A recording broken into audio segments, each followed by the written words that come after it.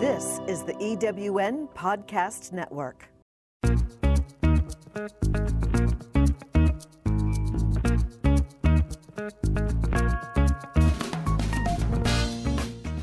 Welcome to Late Boomers, our podcast guide to creating your third act with style, power, and impact. Hi, I'm Kathy Worthington. And I'm Mary Elkins. Join us as we bring you conversations with successful entrepreneurs, entertainers, and people with vision who are making a difference in the world. Everyone has a story, and we'll take you along for the ride on each interview, recounting the journey our guests have taken to get where they are, inspiring you to create your own path to success. Let's get started. Hello, I'm Kathy Worthington. Welcome to the latest episode of Late Boomers. Today we have as our special guest, Andrew Cloninger, a multidisciplinary artist who's a musician and producer in the band Wren Cove. And I'm Mary Elkins. We will hear Andrew's story and celebrate the upcoming release of his first book of haiku entitled C6-C7, which is about becoming disabled and overcoming adversity and understanding who you are and what your identity is after everything changes. Welcome, Andrew. Well, thank you so much for having me. This is awesome. Thank you. Great to have you.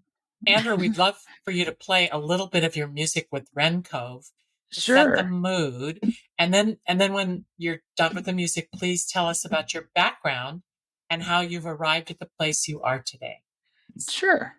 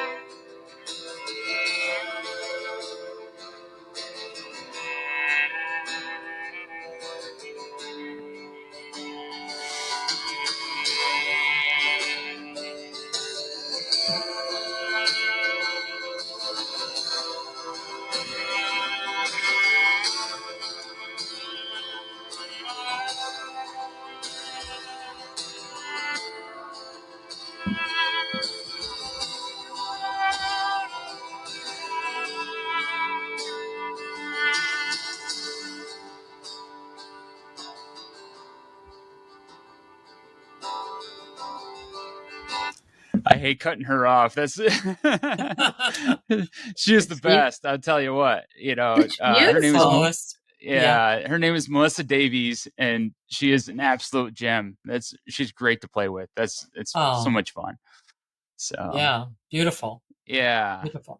So I started as a page turner for my grandmother in the church. Actually, she would kick me in the ankles, and I would turn her hymnals, so she could get to the next page while she was playing and stuff like that. That was a little bit before I could even read music and stuff like that. So yeah, I started pretty early, and and I also at the same time I was also learning, sound and that kind of thing at the same time. But I didn't start writing until I was in like 6th grade. That's when I started to get like pretty intentional about what I was writing and but the main thing too, it's interesting because my family is always like my dad and my grandmother, like that side of the family was musical, but also my cousin on my mom's side, his name was John Churchville, and we're like 4 years difference, and he's a drummer, and so I idolized him growing up. I thought he was the coolest guy in the world because he could play, multiple different instruments, and he could play, the drums very well. I got to see him at a talent show. Like, he must have been like maybe a freshman in high school or something like that. And I was just like, I want to do that when I grow up, And so it was fun, like growing up, we were able to go to music. My parents would take me to like folk festivals, and we also went to places where we could listen to classical music and stuff like that. There was a local theater and we were near the Air Force base. And so the Air Force would, bring their guys down to, like the brass bands and the classical bands and stuff like that. So we got to listen to a lot of that. And so, I had and my sister was a classical pianist as well. So I was pretty well Oh, a rounded as lot of far as music exposure. goes. Yeah, Yeah, a for lot of sure. For that's sure. great. Great. Yeah. So, that's kind of how I started. And I had some really good music teachers along the way too. There, um, shout out to my middle school music teacher. Her name was Connie Lindblom up in the UP of Michigan. She was hugely influential in telling me that I could do it. That was Oh, she introduced the Beatles to me, and my the first song I was able to play on guitar was "Twist and Shout." Even though the Beatles didn't write that song, they definitely no. Right. popularized it for sure. So Oh, music that teachers was are that the was best. oh Music Yeah. yeah, teachers. Oh, they Mhm. make yeah, people's lives so important. But big time. do you want to go from your background a little bit more to where you've arrived at today? Sure. Yeah. It's interesting because growing up and stuff, I started playing in bands like pretty early on. Like I started probably like when I was 16, 15, 16. I started playing in bands, and then and all through college and that kind of stuff, and I was kind of touring regionally and that kind of stuff and playing in New York City, and got to play with some really cool people and really cool artists and stuff like that. And um then I got off the road and I started a family with my I met my wife, and I started Hmm? I started working in warehouses and stuff like that to pay the bills, and I still played music at home and stuff like that, but it was important to me to take care of the responsibilities and stuff at home, and to make sure that all the bills got paid. And as a Mhm. musician, that's Yeah. not necessarily how it works. And so it was important to be stable and have a steady income and that type of thing. And so, yeah, I definitely, music was kind of a back burner, but I always still wrote, and I still was playing and stuff like that, keeping my chops up. And then we were on vacation, and I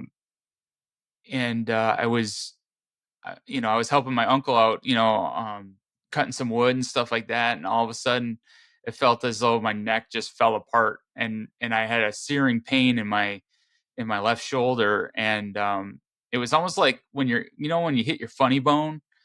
It was Yeah. like that, except for all the time. And so True. I had to go in and get an MRI, and they determined that I pinched the nerve. Like I had a bulging disc in my C6 Um, C7 neck area. And so and my left hand, um some of the fingers became numb and I couldn't feel them.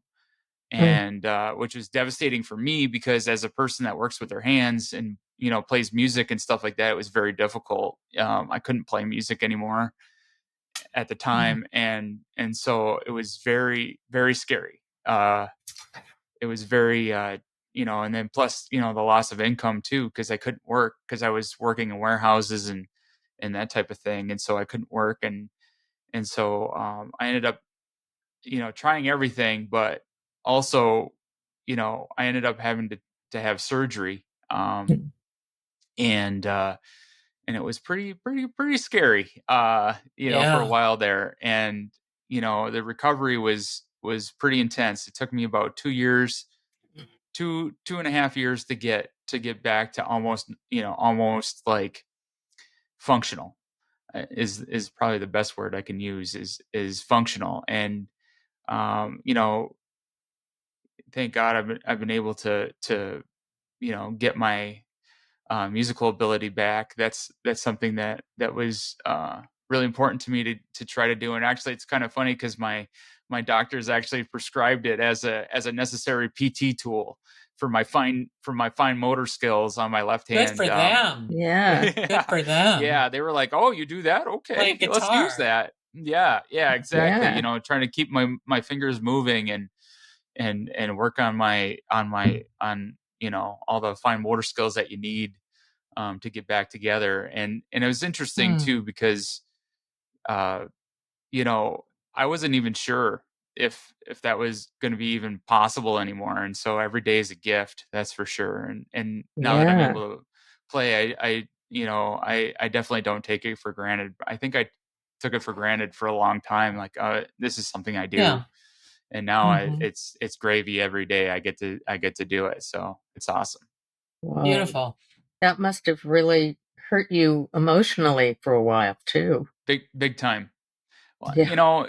that's the thing is, because I had a lot of health concerns outside of my neck injuries, and I would say some of my other health concerns probably, um, led to my neck, um, going the way it did, because I was definitely obese, and I was not taking care of myself in the You're way that I not should have. now, for all of our No, listeners, no, not at I'm all. not. Yeah, I had to. I was at the highest. I was about 420 pounds, and Oh, wow. Oh my goodness, yeah, you're So you've really gone on a yeah. yeah. health regimen. I had to do some work, and so I got down today because I checked. Today I was 196. So Wow, That's that's good. uncanny. Congratulations. yeah. Yeah, thank you. And but the thing is that I didn't have lap band surgery. I didn't do any of the extreme measures. Um, Mhm. I was able to. There's a couple of doctors here. I live near Rochester, New York, and Dr. Rachel Connolly. She runs a place called Rochester Medical Weight Loss, and so I went there because I was really afraid to lose weight, because I was like, well, what happens if I lose a ton? Because I've heard, you lose a ton of weight or something like that, you could have, your levels, and I wanted everything checked out as I lost weight. And Mhm. so Good she idea. has a program where you do just that. And I started, I heard about the keto diet, and Oh, my the body for keto. whatever yeah, so my body for whatever reason really adheres to that and really responds to that. So Mhm. I'm not going to say here, and say, oh, this It's is what everybody should do, but Yeah, it's for not for me, everybody. yeah, Right. That it's not. and but and I'm so glad it worked for you. yeah, Yeah. for me it was a game changer. Are you And still on it? Oh yeah, yeah. To a certain degree, yeah. Yeah. I mean, there's, I'm probably a little bit looser than I once was, but definitely, I try to, because I don't think it's sustainable as far as like long term. And so what I do is, it's almost like intermittent fasting, where you try to, Mhm. you do it for a little bit, you get off of it, you try it for, just to kind of like keep your body kind of, in and out of it, Mhm. and making sure that I stay. And the big thing for me too is discipline, as far as portion control, and a lot of that kind of stuff. So Mm. Yeah. knowing what you're putting in is a big deal, for me Yeah. anyway. So I really try to stay as on the wagon as I can, because I know I have one of those personalities that I'm either in or I'm not. And Mhm. so if I'm not in, oh boy, look out, the wheels will come off. And so I really have to Mhm. stay vigilant, and do the best I can at all times. Well, getting Not back to to say that I'm music. perfect, but yeah, Getting yeah, back right. Yeah, getting back to music, you mentioned that your grandmother was a big influence for you. Who are your, Big other time. influences in music and in writing? Yeah. Like I said before, she was a big, just because, she could, like, I've always been influenced by people that I could talk to and touch and see. And like my cousin John was a big influence too, because he could play guitar and bass and drums especially. And so, like, these are people I knew, that could actually do it, and at a pretty high level. And so it was pretty cool. And for writing, it was interesting, because I wasn't really, my mom would see. I was homeschooled in the '80s, which is kind of an interesting time to be homeschooled, because it's kind of cool Mhm. now, but Mhm. back then it wasn't so cool. And so, Mhm. my mom would take us to the library. We had a library day, and so and read whatever, whatever we wanted. She was like, as long as it's, age appropriate, we can read it. And so I think that was a very important, informative thing, that I learned from her was, there are resources, and there are, you can learn at any time and for whatever reason, and so that was Ernest Hemingway was big for me growing up, especially in high school. And then like Ezra Pound was big, Carl Sandburg was big, T.S. Eliot's huge. And actually the impetus for this book that I wrote, the author was, I learned about him in college. Actually, his name was Bruce Weigel, and he wrote this great haiku book called Song on Napalm, and it was about his experience in Vietnam. And so it was interesting because when I was laying there, injured and not being able to make music and stuff like that, his book came back to me, so many years later. And it was like, oh, you could do this. Haiku is an excellent way to process your emotions, and an excellent way to be succinct and disciplined. And those are things that I really wanted to do and be.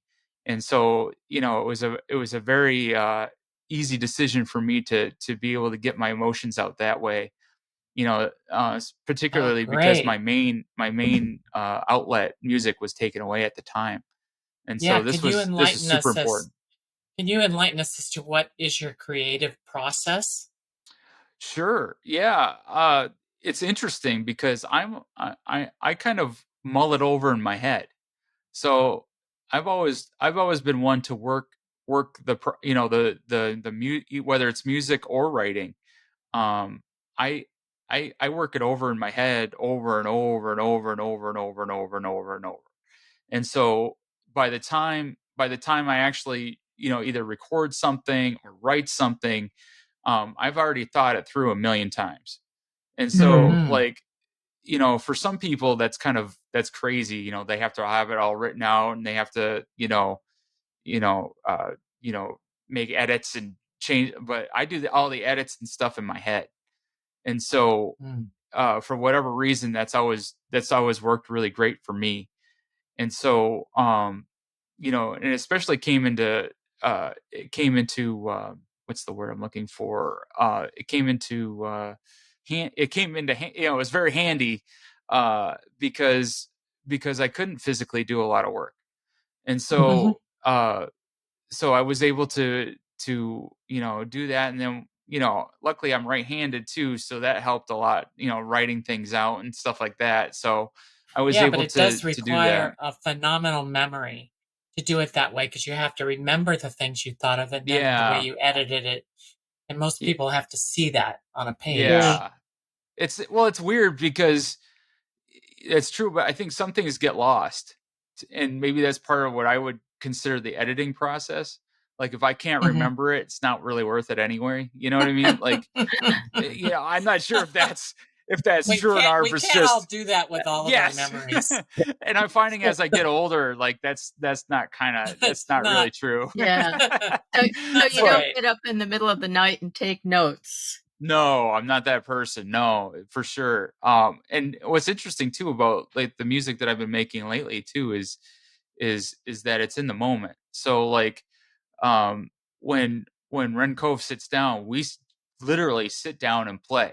We don't write that music out. We just Mhm. sit down, and it's improvisational. We sit down, and I'll start playing a sequence or a chord sequence, and then Melissa will sit there and like follow along, and then put her own take on it, and it's very fascinating. It's very and what's interesting too is it's super honest because Mm. it's immediate. But It's what's somebody in has you. to push the record button. Yeah. Oh yeah. Well, we got friends that do that. We got people Okay. for Yeah, sure. Yeah. a lot of Yeah. We jazz can't do musicians everything. do that. Don't a lot of So, jazz musicians do that? what's that? I'm sorry. Don't don't a lot of jazz musicians do that? Just Yeah, play for the moment? Absolutely, absolutely. That's a big jazz thing. Coltrane famously did Love Supreme that way. There's like maybe a few, like the Love Supreme theme was written out. The rest of it is improvisational. Mhm. There's a multiple, Thelonious Monk was another guy that would do a lot of improvisational stuff, and Miles Davis as well. But Yeah. yeah, I mean, it's you know it's not uncommon in jazz for sure. It isn't classical. It's not as thought of as, that's okay, but hopefully someday we'll change their minds. It'd be kind of cool. Mm. Wow. But yeah, there's some composers too that I take some cues from, classically. There's a Estonian composer named Arvo Part, that is he bases a lot of his music on like Gregorian chants and that kind of stuff, even though it's classical, because it's very the melodies are very simple and very spare, and the harmonies are almost natural sounding. And so Like those are haiku. things that I really like to listen to, and it brings a lot of like peace and solace, which is something that Yeah. Oh, I've always needed, because I'm not necessarily what I would consider I'm a driven person. And so, you know, uh, sometimes you need those moments of reflection and peace to kind yeah. of Yeah. function as a good human. That So type of music must have really given you solace when you were down and out. for Tell me sure. something. Looking back on it, is is mental health more important than your physical health? Yes, I would say so. 100%. Um, I would say that, um, that you need to find worth, especially when your identity is, I'm a provider, I'm a father, I'm a, this, I'm a that. And when it's very difficult to lift your own son, because I'm not supposed to lift more than 20 pounds, and he's sixth grade. So that's a little bit Yeah, different, you don't lift him. so, or even, at the time he was a young, he was a little bit younger, and I couldn't play with him like like I wanted to, and that was a very difficult situation. Okay, where do I find my worth? And I feel Yeah. like, some of these creative projects help me find my worth, and I have great, like, my wife is amazing. I have like the best. Some guys say they have the best. I really have the best wife. I mean, I'd be honest with you. Because I mean, not only did she paved the way. She works really hard. She's an elementary teacher, but also, she had to take care of me. Because at the time there was times when I couldn't even dress myself. And stuff like Mm. that, and she was able, you know to do that and to help me, and then sometimes still I have physical, sometimes my legs, after a long day, if I've been doing a lot of, walking or anything like that, my legs shut down. And Mm. so, sometimes she has to help me, get to a seat, or get somewhere where I can be safe. And she's very conscious of that. And also, she's the one that, she's the one that encouraged me to get creative again. She was the one that was like, you know what? Because she, in her own right, she's an artist as well. I mean, she's a great singer, and she was a piano player as well, and she also, is a painter. And so, like, you know she was like, you need to, like, as soon as I was able, because she was honest with me, because I tried to play guitar when my hand was really messed up, and she was pretty honest with me and said, not yet, not yet, you can, let's just take a break on that right now, because it's not good. What a And support so Yeah. she was, system. yeah, she was honest, which I super appreciate, because I never want to be one of those people that, people feel bad for me, like I shouldn't be doing something and you're doing it and you shouldn't be doing it. Like, I never want to be in that position. I want people around me to be honest. Yeah, And and now you're coming out with a book, yes, C6, C7. So how did you get started writing, and why the haikus? well, haiku, like, is something that I feel is the most succinct and way to express one's emotions. I think that it, and you're able to consume it in one setting. I think that's a big thing for me. And I think what I wanted to do was help other people. If they were in a similar situation, or if they have a loved one that's in a certain a similar situation, and that they would be able to give them something that this person's been through it too. Their family's been through it. And so that was something that was super important to me at the beginning. And I think also it was a way for me to let it all the anger, the frustration, the trauma of the whole situation. I think it was a great way to let it go. Mm, and Mm-hmm. and it was something that I was able to do through creating it. And that was something that really impacted me. Was there are sometimes when I even look through the book now, reading it, and okay, see what's going on with it. It's still emotional for me, mhm. Mm-hmm. because there's some parts of that, like, I read about this, where people would send us money and I don't know who they were. Huh, They Mm-hmm. just, on an honest, $100 would be in our mailbox. It was a miracle, because we that's were hurting. lovely. We were super hurting financially, Yeah. because when you're on disability, because at the time I was on temporary disability through my employment. And it's like a third of your salary. It's not a lot of money. And Mm-hmm. especially if you're operating, if you're the math, if you're operating on a certain budget and then your budget gets cut quite a bit, there's a lot of moving parts. And so it was pretty dicey there for quite a bit. And to try Yeah. to keep everything afloat and keep the mortgage payments going, keep everything going. And so Mm-hmm. it was, you know, I call them anonymous saints in the book, and these people, I don't know, maybe they knew me, maybe they didn't. I don't know who these people are. But they saved us, and You, it you was it you was must have miracle. saved them too. Yeah. I hope so, because And it now I helped hope they it get helped your me. book. I hope they get your book because they'll understand what they did Yeah, when they Yeah, I read hope you, when so. they read your book. I hope Hope so, they find because you. absolutely. yeah, 'Cause Yeah. nowadays people do GoFundMe yeah. things all the time, but no, you didn't have that, so Yeah, I didn't. And and maybe, that's the thing too, is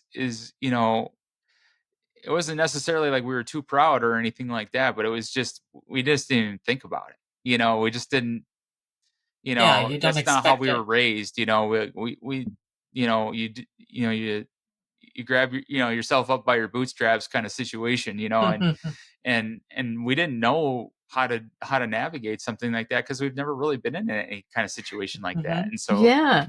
it was Did you interesting. find yourself a little more creative when you were down? A lot of people who lose a sense or who are paralyzed um, become more creative. Did you find that happen to you? And tell me, if you can, tell our audience Mhm. how that helped you I heal.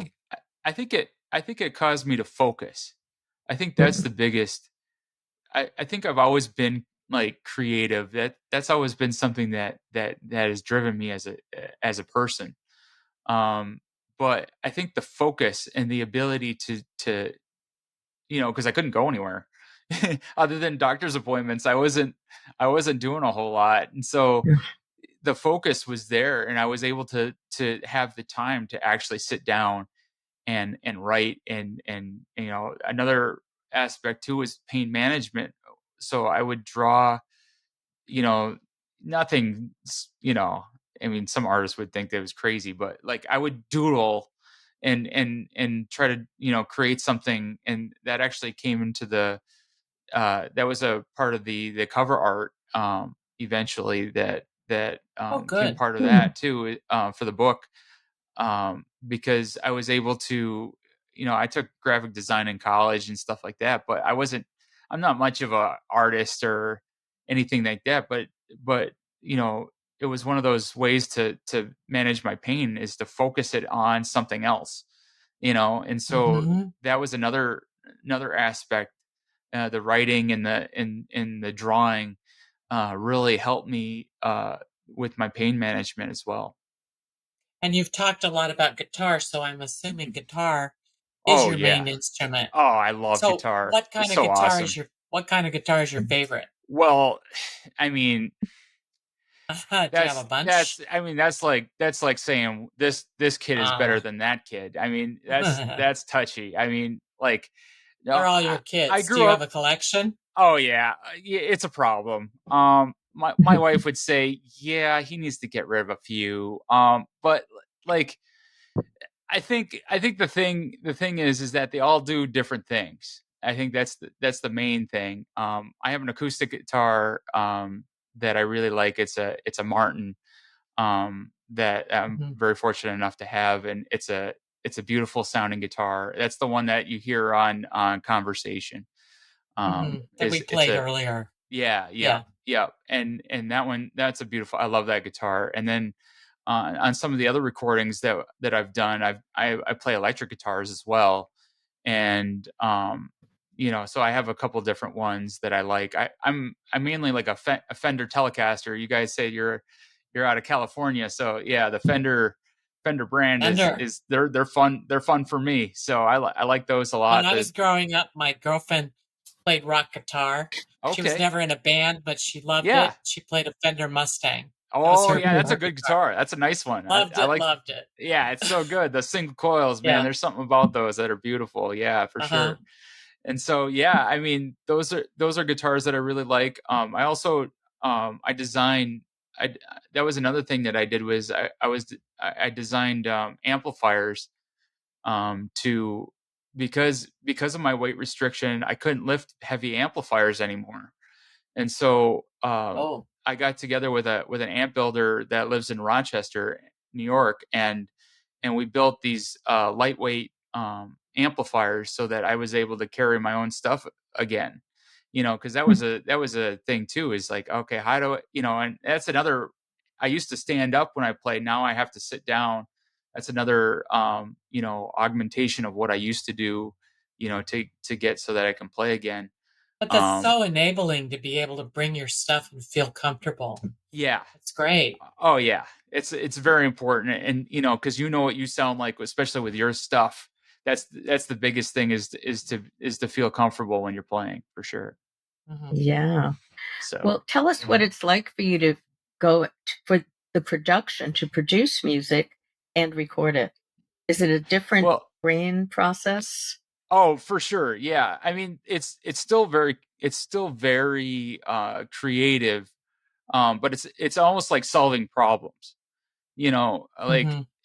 especially I always had a hard time engineering and playing and producing all at the same time. That's the hardest thing in the world. So I always like to bring in an engineer, at least to do that aspect of it. But the producing part is really about trying to make sure that everything has its place. Everything is where we need it to be intentionally.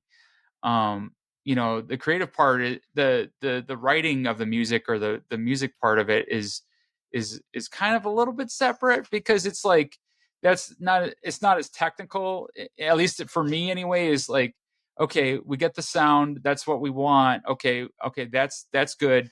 Okay, now how do we get that sound when we reproduce it in the studio? And so that's where the producing comes in. That's where I collaborate with the recording engineer, and we get it done. Yeah, you got to be using both sides of the brain. Oh yeah. Well, Mm-hmm. and To I'm do that, ambidextrous, so that you've helps. got, I'm yeah, so yeah, it yeah, does help. yeah. I have connectivity with both sides of the brain. I'm pretty in tune with both sides, so it does help a lot to be able to, you know, devil's advocate yourself, as well as, okay, what technical aspects do we need to bring up, what microphones to use, that type of thing, as well as, okay, does this sound good?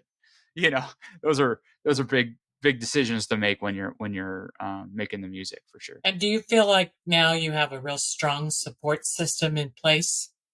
Yeah. I mean, and that's the thing is the team is the, is probably more, I would say like a band is a sum of its parts, like, the bass player brings a certain thing, the guitar player brings a certain thing, the drummer brings a certain thing. I think that, when people are disabled, they need a support system like that, where, you know, you this person brings you up, or, there's people that I meet weekly that I talk to. I think that's a super important, and and I'm not opposed to, if you need to, get talk to a therapist. I've had to do that in the past, and it's done some wonders for me. It's it's not really necessarily related to this episode, but yeah, I therapy is great. I think that keeping your mind, uh, in positive form is probably the most important, really. And that was something that I determined to do from the get go. As soon as I knew what was wrong with me and that I might not get better, that was the biggest thing for me, was, okay, I need to make sure that I have more up days than down days, and that Mm. that I have Oh, to keep a mindset that is like, I'm going to get through this, and the people around me really, really work and help me get, achieve that goal, for sure. That's great advice for our listeners as far if they are disabled or just sad. Do you have Yeah. any other health advice that you might give to our listeners and viewers about eating and your mental and the Just doctors, Oh, for dealing with sure. Like, doctors? yeah, like, one of the biggest things for me, is intent. What do you intend to do? Who are you going to be? Because, when I was obese, like, I could do whatever I wanted. It's all about me. It was selfish, you know, and I was really, I was in a really, and some of that was learned. Some of that was, emotional, taking your emotions out on eating and that kind of thing, and some of it was addiction. And I think that being intentional with what you're doing at all times is very important. I do think that you have to admit to yourself when you need help. You need to get help when you need help, and be honest with yourself. I think that's one of the biggest things that, through this whole process, that I've really focused on, was getting help when I needed it, and admitting it. Like, mm-hmm. because that was something that wasn't modeled when I was growing up. It was like, rub some dirt in it and get moving. That was kind of, that was the mindset that I grew up with. And so, and I think that contributed to some of my injuries, Mm, because I didn't go to the doctor when I probably should have. I didn't take care of myself like I should have. And so these things happen to me for, consequences are real, and so, like, I think that that's the one thing that I would say is, we all have to be honest with ourselves, and really take a deep look at who you are and what you're doing, and the intent, and then I think you can achieve the outcomes that you want. mhm. But I definitely think that, people around you can help you, but I also think that you need to help yourself. Yes, great advice. And Absolutely. I want to ask you, what's your favorite pizza? And Oh, and what would you like our listeners to have as a takeaway today besides a pizza? well, Sounds growing good. up in growing up in the Midwest, my favorite pizza was going well, whenever I could go to Chicago, was to get some deep dish. That was always, Oh, I Uh-huh. remember that. But oh what man. did you want? What'd you put on top? Oh, well, You the didn't care. You sausage just wanted was, that. I mean, sauce. I'm a sausage pepperoni kind of guy, and those pies Oh, are unbelievable, especially if you get some, good Polish sausage or something like that. Something real, it's really good. so they have Um, that in New York too? well, New York is, it's pretty thin. It's Yeah, not. they do the more Italian thin. Yeah, it's okay. It's passable, but there's nothing like a deep dish. And I'll take a Detroit deep dish over a New York slice any day of the month, and that's saying something. Oh, okay. So but if I can get to Chicago or fly it in, I will. It's one of the Okay, reasons to go to Chicago. 100%. Like if you need to go to Chicago and you don't get a deep dish, there's something wrong with you, I would say. So what would you like to leave our listeners with today? I want to leave the listeners with there's hope. There's always hope, no matter how dark it gets. No matter what's in your life, there is hope, and there's there's always a light, and you just have to find it. And I think that's what I want to leave them with, because I think sometimes we feel like we're so trapped that we can't that we get paralyzed with our circumstances. And I just want people to know that there is hope, and that there's always a light at the end, no matter what happens. That's a wonderful Thank message. you. It's wonderful. Thank you. Our guest today on Late Boomers has been Andrew Cloninger, musician and author of the new book C6-C7, a haiku book, which is being released by Atmosphere Press. You can find his book on his website, andrewcloninger.com. That's AndrewCloninger.com. And his music is available on his band's website, wrencovemusic.com. That's No, wait, Wren Cove. Wren Cove. Music. Yep. Thank you for correcting. Yeah. And our audience will remember that now. Oh, yes. wrencovemusic.com. Congratulations, Andrew, for an amazing recovery, for the wonderful advice, and for the hope and the light. Thank you. Thank you so much. Thanks so much for having me. It was a blast getting to talk with you today. Thank you so much. Thank you. Thank Blast you. for us too. And to all our listeners, please subscribe to our Late Boomers podcast on our YouTube channel. And please give us a 5-star review on the podcast platform you listen to. Also, you can follow us on Instagram at I am Kathy Worthington and at I am Mary Elkins and at Late Boomers. Send us a DM or drop us a line on our website lateboomers.biz, B-I-Z. We always strive to inspire, motivate, and entertain you. Thanks again, Andrew. Thank you so much. Thank you again.